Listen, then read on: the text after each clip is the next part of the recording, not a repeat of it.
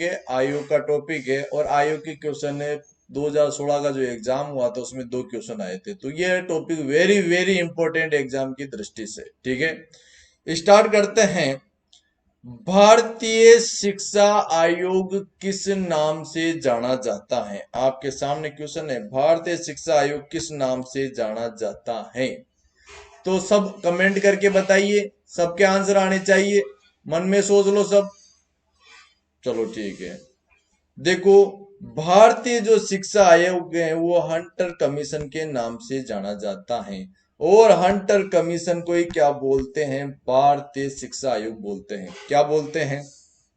भारतीय शिक्षा आयोग बोलते हैं। स्थापना हुई थी 1882 में। कब स्थापित किया गया था? 1882 में, हंटर के द्वारा 1882 में। और भारतीय शिक्षा आयोग बोलते हैं हंटर कमीशन को। क्या बोलते हैं? हंटर कमीशन को भारतीय शिक्षा आयोग। आगे बढ़ता हूं, अगला क्वेश्चन आता है अपना अपना कि ये जो आयोग था, हंटर आयोग, भाई भारतीय शिक्षा आयोग को तो हंटर आयोग बोलते हैं अपन। अब इसकी स्थापना किसकी अध्यक्षता में हुई? भाई स्थापना तो मैंने बता दी 1882 में हुई थी, मगर किसकी अध्यक्षता में हुई? तो अध्यक्षता की थी सर विलियम हंटर ने। किसने की थी? सर विलियम हंटर की अध्यक्षता में भारतीय शिक्षा आयोग या हंटर कमीशन क्या किया गया? स्थापित किया गया। अगला आता है हुड घोषणा पत्र 1854 किस आयोग से संबंधित था? ठीक है, यानी हुड घोषणा पत्र जो आया था ब्रिटिश काल में आया था, है ना। तो आपसे पूछ लेगा कि हुड घोषणा पत्र किस आयोग से संबंधित था? तो ब्रिटिश काल से संबंधित था। कब आया था? 1854 में आया था।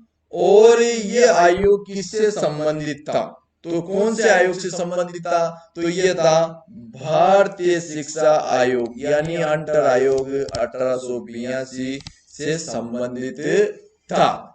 सब कर दोगे राइट? चलो ठीक है। अगला क्वेश्चन आता है कि इस आयोग की संस्तुतियों में शिक्षकों की संख्या बढ़ाने पर बल दिया था। यानी शिक्षकों की क्या बढ़ाने पर? संख्या बढ़ाने पर ऐसा कौन सा आयोग जिसने बल दिया था? तो इसका जो आंसर आता है दोस्तों, हंटर कमीशन। इसने बल दिया था कि शिक्षकों की संख्या बढ़नी चाहिए। 1882 का हंटर आयोग आया था। भारतीय शिक्षा आयोग के नाम से भी जानते हैं। बार बार रिपीट होगा, बार बार आपके रिकवर होगा और आपको अच्छे से याद रहेगा। अगला आता है भारतीय विश्वविद्यालय आयोग की स्थापना कब की गई? अब भारतीय विश्वविद्यालय आयोग की जो स्थापना की गई थी, पहले तो इसको जो जाना जाता है, एक तो रेले कमीशन के नाम से भी जाना जाता है। किसके नाम से? रेले कमीशन के नाम से भी जाना जाता है। और इसकी जो अध्यक्षता की थी थॉमस रेले ने की थी। सर थॉमस रेले ने 27 जनवरी 1902 को 27 जनवरी 1902 को भारतीय विश्व, वो तो भारतीय शिक्षा आयोग था, ये भारतीय विश्वविद्यालय आयोग है जो 1902 में स्थापित किया गया। किसके द्वारा? थॉमस रेले के द्वारा। अगला जो क्वेश्चन आता है आपके सामने, किस आयोग द्वारा कहा गया कि शैक्षणिक संस्था के पास अच्छा पुस्तकालय ना हो तो उसे बिल्कुल मान्यता नहीं दी जाएगी? कोई बड़े बड़े जो यूनिवर्सिटी होती हैं, अगर उन पर पुस्तकालय नहीं होता है तो उनको क्या नहीं दी जाएगी? मान्यता। तो ये किस आयोग से संबंधित थी? भारतीय विश्वविद्यालय आयोग, जो 1902 में आया था। कब आया था? 1902 में, और इसे रेले कमीशन बोलते हैं। अगला क्वेश्चन आता है, किस आयोग ने महाविद्यालय विश्वविद्यालय के पुस्तकालय में अच्छे संदर्भ ग्रंथ होने की बात कही? भाई कौन सा जो आयोग था महाविद्यालय विश्वविद्यालय में अच्छे संदर्भ ग्रंथ होने की बात कही? तो कौन सा था? ये आयोग था 1902 वाला रेले कमीशन। पूरे क्वेश्चन करवाए जा रहे हैं दोस्तों, यानी निश्चिंत रहो आप, है ना। अगला आता है, देखो मोस्ट इंपोर्टेंट, कोलकाता विश्वविद्यालय आयोग को किस नाम से जाना जाता है। कोलकाता विश्वविद्यालय, नाम आते तुरंत आ जाना चाहिए सेडलर आयोग। कोलकाता से याद को डायरेक्ट सेडलर आयोग। तो कौन सा आयोग था दोस्तों, सेडलर कमीशन। और सेडलर कमीशन कब आया, 1917 में आया। कब आया, 1917 में आया। यानी कलकत्ता जो विश्वविद्यालय आयोग है उसे सेडलर कमीशन के नाम से भी जानते हैं। अगला आता है, कलकत्ता विश्वविद्यालय आयोग की स्थापना मैंने बता दी 1917, और किसकी अध्यक्षता में की गई, तो सेडलर की अध्यक्षता में 1917। 14 सितंबर 1917, 14 सितंबर 1917 माइकल सेडलर की अध्यक्षता में क्या की गई, स्थापना की गई थी। ठीक है। अगला क्वेश्चन आता है आपके सामने, किस आयोग द्वारा पुस्तकालय अध्यक्ष को विश्वविद्यालय में, मोस्ट इंपोर्टेंट, यानी पुस्तकालय अध्यक्ष को विश्वविद्यालय में सर्वोच्च शैक्षणिक निकाय का एक प्रमुख स्थान दिया जाए, किस आयोग ने कहा गया था, बताइए कमेंट करके। तो इसका दोस्तों जो आंसर आता है वो है सेडलर आयोग। और सेडलर आयोग कब आया, 1917 में। कब आया, 1917 में आया।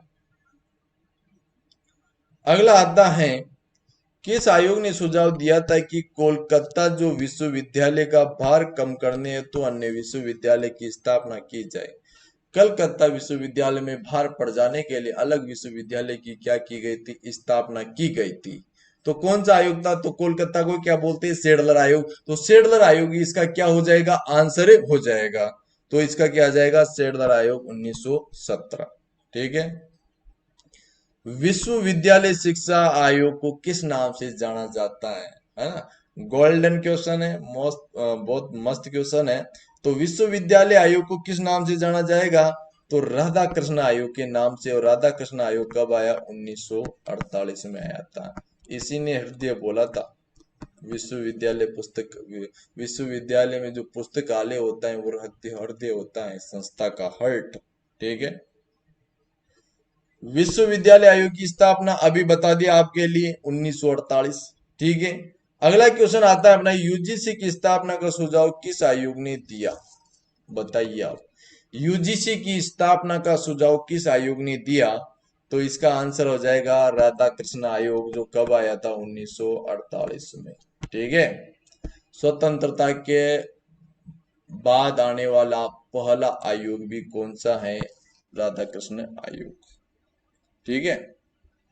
माध्यमिक शिक्षा आयोग को किस नाम से जाना जाता है, माध्यमिक शिक्षा आयोग को किस नाम से जाना जाता है, तो माध्यमिक शिक्षा आयोग को मुदालियर आयोग के नाम से जाना जाता है।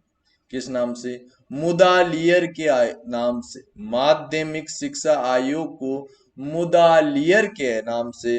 भाई म से माध्यमिक, म से मुदाय, दोनों म से, तो कंफ्यूजन नहीं होना। ठीक है। और मुदालियर आयोग कब आया था, बताओ। मुदालियर आयोग की स्थापना कब और किसके द्वारा की गई, मुदालियर आयोग की स्थापना कब और किसके द्वारा की गई, अरे बताओ रे, जल्दी से जल्दी सोच लो, दिमाग में महसूस कर लो। देखो 1952 में। ठीक है, 1952 में स्थापना की गई थी मुदालियर के द्वारा। लक्ष्मण जी आगे लगा लेना आप, है ना, लक्ष्मण मुदालियर की अध्यक्षता में।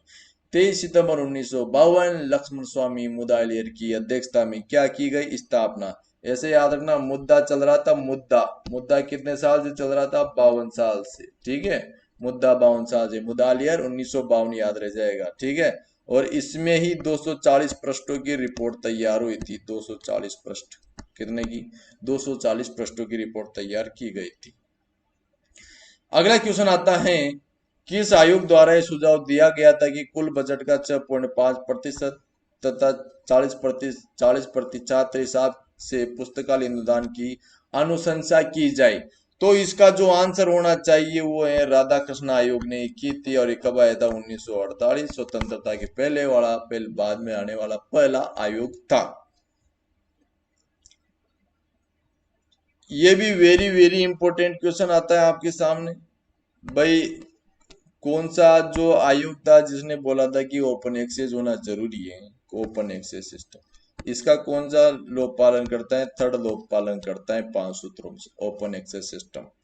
अब किस आयोग ने बताया कि अनिवार्य होना चाहिए पुस्तकालय में? तो कौन सा आयोग था? राधा कृष्ण आयोग। कौन सा आयोग था? राधा कृष्ण आयोग। इसने बोला था कि अनिवार्य ओपन एक्सेस सिस्टम।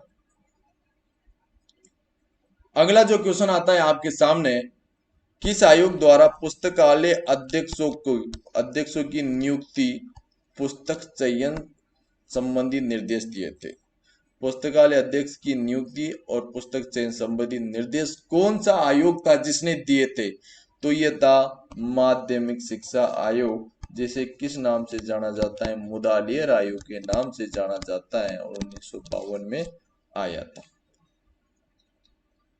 हो रहा है मामला सेट।